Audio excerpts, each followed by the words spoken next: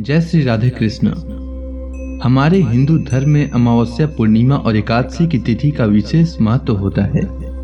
जगत के पालनहार भगवान विष्णु की पूजा इन तिथियों को करने से सभी समस्याएं समाप्त होती है, घर में सुख समृद्धि आती है और धन धान्य की प्राप्ति होती है। आज माघ महीने की अमावस्या है, इसे माघी अमावस्या भी कहते हैं। साथ ही मौनी अमावस्या के नाम से भी जाना जाता है। साल के सभी अमावस्या में मौनी अमावस्या का विशेष महत्व होता है। इस दिन मौन धारण करने से मुनि पद की प्राप्ति होती है। पौराणिक ग्रंथों के अनुसार इस दिन गंगा जल अमृत के समान होता है। जो इस दिन गंगा स्नान करता है उसके सभी कष्टों का नाश होता है तथा समस्त सुखों को भोगने के बाद वैकुंठ लोक की प्राप्ति होती है। इस दिन पंचामृत से शिव जी का अभिषेक करना उत्तम रहता है। साथ ही 1008 बार महामृत्युंजय मंत्र का जाप करें। ऐसा करने से सौभाग्य में वृद्धि होती है और जीवन के आर्थिक संकट दूर होते हैं। मौनी अमावस्या के दिन मौनी अमावस्या की कथा अवश्य सुननी चाहिए, साथ ही दूसरों को भी सुनानी चाहिए। इससे भगवान विष्णु अति प्रसन्न होते हैं। तो आइए सुनते हैं मौनी अमावस्या की कथा। कांचनपुरी में एक ब्राह्मण रहता था। उसका नाम देव स्वामी तथा उसकी पत्नी का नाम धनवती था। उनके 7 पुत्र तथा एक पुत्री थी। पुत्री का नाम गुणवती था। ब्राह्मण ने 7 पुत्रों का विवाह करके बेटी के लिए वर खोजने अपने सबसे बड़े पुत्र को भेजा।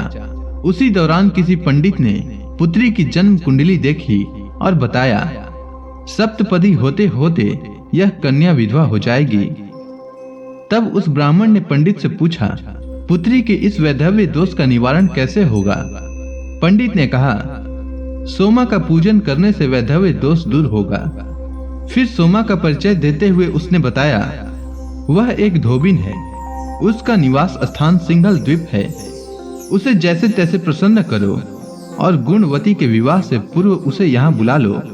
तब देव स्वामी का सबसे छोटा लड़का बहन को अपने साथ लेकर सिंहल द्वीप जाने के लिए सागर तट पर चला गया। सागर पार करने की चिंता में दोनों एक वृक्ष की छाया में बैठ गए। उस पेड़ पर एक घोंसले में गिद्ध का परिवार रहता था। उस समय घोंसले में सभी गिद्ध के बच्चे थे। गिद्ध के बच्चे भाई बहन के क्रियाकलापों को देख रहे थे। सायं काल के समय उन बच्चों की माँ आई तो उन्होंने भोजन नहीं किया। वह अपनी माँ से बोले, नीचे 2 प्राणी सुबह से भूखे प्यासे बैठे हैं। जब तक वे कुछ नहीं खा लेते तब तक हम भी कुछ नहीं खाएंगे। तब दया और ममता के वशीभूत गिद्ध माता उनके पास आई और बोली, मैंने आपकी इच्छाओं को जान लिया है। इस वन में जो भी फल फूल कंद मूल मिलेगा मैं ले आती हूँ। आप भोजन कर लीजिए। मैं प्रातः काल आपको सागर पार कराकर सिंहल द्वीप की सीमा के पास पहुँचा दूंगी। इसके बाद वे दोनों भाई बहन गिद्ध माता की सहायता से सोमा के यहाँ जा पहुँचे। वे नित्य प्रातः उठकर सोमा का घर झाड़ कर लिप देते थे। एक दिन सोमा ने अपनी बहुओं से पूछा, हमारा घर कौन बुहारता है, कौन लिपता पोतता है? सब ने कहा, हमारे सिवाय और कौन बाहर से इस काम को करने के लिए आएगा? किंतु सोमा को उनकी बातों पर विश्वास नहीं हुआ। एक दिन उसने रहस्य जानना चाहा। वह सारी रात जागी और सब कुछ प्रत्यक्ष देखकर जान गई। सोमा का उन भाई बहन से वार्तालाप हुआ। भाई ने सोमा को बहन संबंधित सारी बात बता दी। सोमा ने उनकी श्रम साधना तथा सेवा से प्रसन्न होकर उचित समय पर उनके घर पहुंचने का वचन देकर कन्या के वैधव्य दोष निवारण का आश्वासन दे दिया। मगर भाई ने उससे अपने साथ चलने का आग्रह किया। आग्रह करने पर सोमा उनके साथ चल दी। चलते समय सोमा ने बहुओं से कहा, मेरी अनुपस्थिति में यदि किसी का देहांत हो जाए तो उसके शरीर को नष्ट मत करना, मेरा इंतजार करना। और फिर सोमा भाई बहन के साथ कांचीपुरी पहुंच गई। दूसरे दिन गुणवती के विवाह का कार्यक्रम तय हो गया। सप्तपदी होते ही उसका पति मर गया।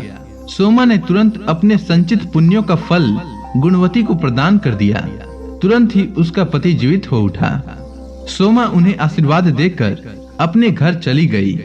उधर गुणवती को पुण्य फल देने से सोमा के पुत्र जामाता तथा पति की मृत्यु हो गई। सोमा ने पुण्य फल संचित करने के लिए मार्ग में पीपल वृक्ष की छाया में विष्णु जी का पूजन करके 108 बार परिक्रमा की। इसके पूर्ण होने पर उसके परिवार के मृतक जन जीवित हो उठें। निष्काम भाव से सेवा का फल मधुर होता है, इस व्रत का यही लक्ष्य है। तो इसी के साथ मौनी अमावस्या की कथा समाप्त होती है। उम्मीद है आपको मौनी अमावस्या की कथा अच्छी लगी होगी। धन्यवाद।